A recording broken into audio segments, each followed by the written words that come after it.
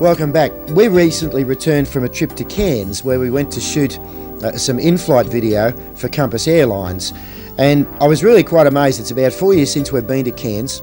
I was astonished at just how busy and how lively the city is. Cairns is a truly beautiful place. It's a tropical capital city. It's superbly serviced by all kinds of facilities, including the brand new Pier Shopping Centre, which you see in these shots here. That's a shot of Cairns City itself at sunset from the pier. And of course, it's the gateway to a huge range of attractions, both land-borne and also in the water. This is Mossman Gorge, about a 40-minute drive north of Cairns. Clear crystal water running over rocks out of the rainforest and totally surrounded all the way down to the water with a superb rainforest setting. So, as I said, that's 40 minutes from Cairns. The Daintree, I think, is about another 15 or 20 minutes further on. So none of these attractions are out of reach, and you can see crocodiles, and you can fish for barra, and you can do all of the other things that you do ashore on the rivers within probably a 50 to 60 minute drive from Cairns itself. One of the major attractions, of course, of the north is the Great Barrier Reef, and Cairns is one of the centres from which dive boats and also general charter and excursion boats go out to the reef. Now, there's been a lot of controversy lately about impact on the reef by all these people going out. In fact, my estimate would be that there's something like 3,000 people a week go out and look at the reef in the way in which these people are doing it. But to be quite honest, I can't see any impact whatsoever.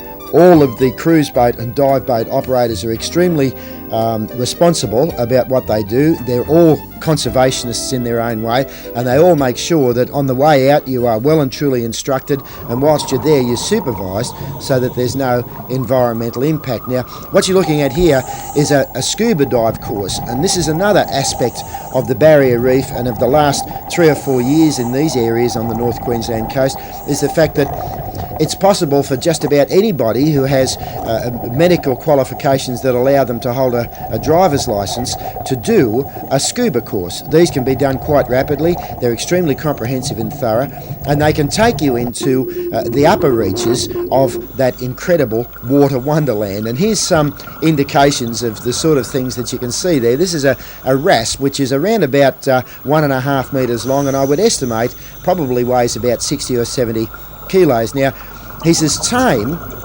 as a Pekingese. I mean, he's really quite amazing. The diver holds his hand over his face there. In fact, in a moment you'll see a diver take his mouthpiece out and actually kiss the wrasse on the mouth.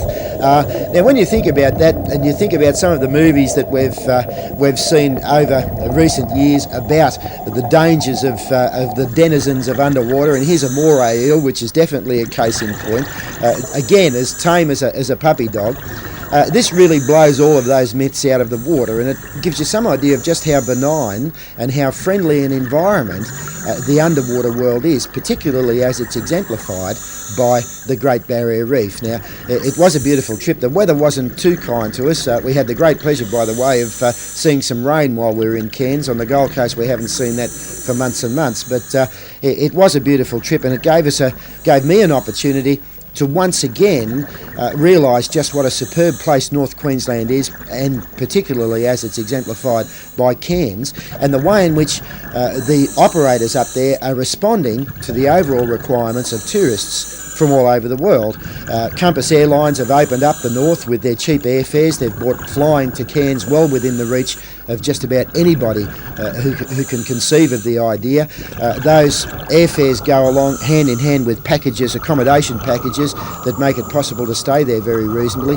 And all of the excursion operators, whether that be diving on the reef, as you see here, going to fish for barra up at Bloomfield, or just simply going on a day trip in a coach to see some of the other attractions, are very reasonably priced. So the north is being opened up, and all of those attributes are well appreciated by overseas visitors. Cairns' airport is international. It will accept 747s, and there are a huge number of flights per week coming in from the Pacific Rim.